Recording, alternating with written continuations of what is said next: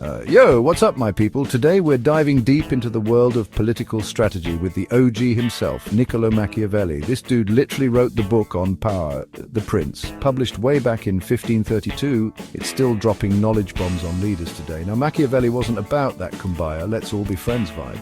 He kept it real, fam. He said politics ain't a tea party, it's a power struggle. And to win that struggle, you got to be smart, strategic, and maybe a little ruthless. Machiavelli wasn't afraid to stir the pot. He said what others were thinking, but wouldn't dare say out loud. He believed that, to rule effectively, sometimes you've got to bend the rules, play the game, and do what you got to do. So buckle up, Buttercup. We're about to break down Machiavelli's masterpiece and see why it's still relevant in our crazy, mixed-up world. All right, let's get real for a minute. The Prince is all about one thing, power. How to get it, how to keep it, and how to use it like a boss. Machiavelli breaks it down into two main parts: acquiring power and maintaining power. Acquiring power is like winning an election. You got to know your audience, play to their desires, and maybe even throw some shade on your opponents. It's a popularity contest, but with higher stakes. Maintaining power, that's where the real work begins. It's like governing a country, managing a company, or even keeping your crew in check. You've got to be firm, decisive, and sometimes, yeah, a little ruthless. Machiavelli says straight up, it is better to be feared than loved, if you cannot be both. Harsh, but true. He's not saying be a tyrant, but you got to command respect. Sometimes that means showing you're not afraid to crack a few eggs to make an omelette. Or, make a tough decision. So, you want to be a prince? Well, Machiavelli says there are two ways to get there: inheritance or brute force. Basically, were you born with a silver spoon in your mouth, or did you have to fight your way to the top? Inherited power is like inheriting your dad's business. You already got the name recognition, the resources, and the loyal followers, hopefully. Your job is to not screw it up. New power, though, that's a whole different ballgame. It's like starting a business from scratch. You've got to hustle, build your brand, and prove you're worthy of leading. Machiavelli uses Cesare Borgia as an example of a dude who built his own empire from the ground up. Borgia was ambitious, cunning, and not afraid to get his hands dirty. He was like the Jay-Z of Renaissance Italy. But Machiavelli also warns that new princes face unique challenges. People are always looking for a reason to revolt, especially if they think you're not legit. You've got to establish your dominance early and show them you're not messing around. Okay, we can't talk about Machiavelli without talking about his boy, Cesare Borgia. This dude was like the ultimate Machiavellian prince, for better or worse. Borgia was ambitious AF. He wanted to unite all of Italy under his rule, and he was willing to do whatever it took to get there. He was a master manipulator, a brilliant strategist, and, let's be real, kind of a ruthless dude. Machiavelli was like, yo, this guy gets it. He saw Borgia as a prime example of a prince who understood the game of power. He praised Borgia's decisiveness, his willingness to use force when necessary, and his ability to command respect and fear. But even Borgia, with all his Machiavellian skills, couldn't escape the fickle hand of fate. He eventually lost his power, proving that even the most cunning prince can't control everything. Machiavelli's admiration for Borgia shows that he wasn't afraid to get real about the harsh realities of power. Sometimes you got to play dirty to win, even if it means making enemies along the way. Section 5. Mercenaries, more like mercenary-don'ts, building your own army. Now let's talk about defense, fam. Machiavelli knew that a prince without a strong army is like a rapper without a hype man. Vulnerable and easy to take down. But Machiavelli wasn't talking about just any army. He was all about building a loyal, disciplined force that would fight for you, not for the highest bidder. He dissed on mercenaries, hired guns who fight for money, not loyalty. He said they were unreliable, disloyal, and more trouble than they're worth. It's like hiring a bunch of freelancers to run your business.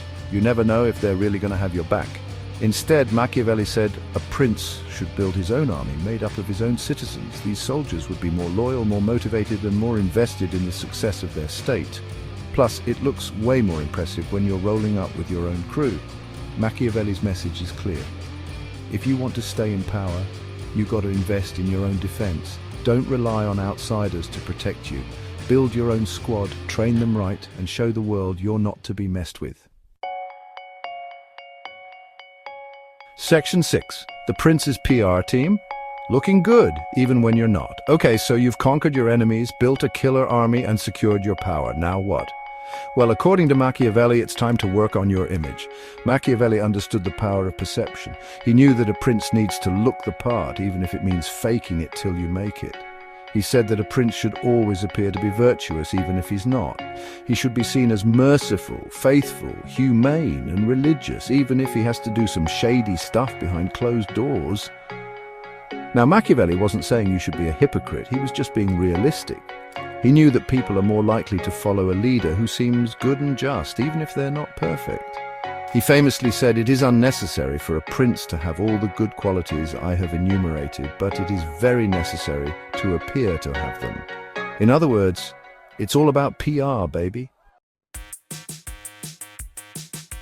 Section 7, Lady Luck, is fickle, Machiavelli's take on fortune's wheel.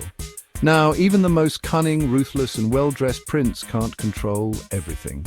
And that's where Machiavelli introduces the concept of fortuna, or fortune. Think of fortune like a giant roulette wheel spinning out of control. Sometimes it lands in your favor, sometimes it doesn't, and there's not a damn thing you can do about it. But Machiavelli wasn't a fatalist. He believed that while you can't control fortune, you can prepare for it. He said that a wise prince anticipates problems, adapts to changing circumstances, and never puts all his eggs in one basket. He compared fortune to a raging river. You can't stop the flow, he said, but you can build dams and levees to direct its course. In other words, you've got to be proactive, not reactive. So, while Machiavelli acknowledged the role of luck, he emphasized the importance of human agency. You can't control everything, but you can control how you respond to the hand you're dealt. Section 8, Free Italy, Machiavelli's mic drop moment. Now, throughout The Prince, Machiavelli drops knowledge bombs about power, strategy, and human nature, but he saves his most passionate plea for the end. Machiavelli was a proud Italian, and he was heartbroken to see his beloved country divided and conquered by foreign powers. He longed for a strong, united Italy, led by a wise and powerful prince. In the final chapter of The Prince, Machiavelli calls for a savior, a leader who can unite the Italian people and drive out the invaders.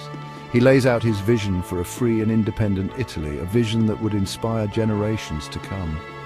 This final chapter is a powerful reminder that Machiavelli wasn't just a cynical observer of power. He was a patriot, a visionary, and a man who deeply cared about the fate of his people.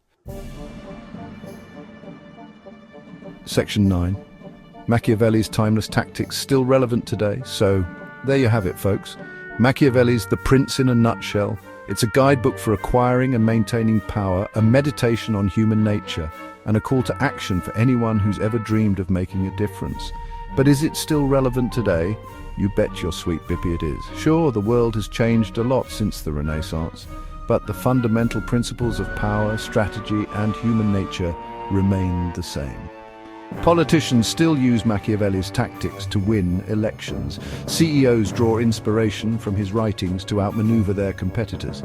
And influencers on social media understand the power of image and perception. Machiavelli's work reminds us that the pursuit of power is a timeless game, played by different rules but with the same ultimate goal to win. And whether you're a president, a CEO, or just trying to get ahead in life, understanding Machiavelli's principles can give you an edge in the game. So, go forth and conquer, my friends, but remember, with great power comes great responsibility.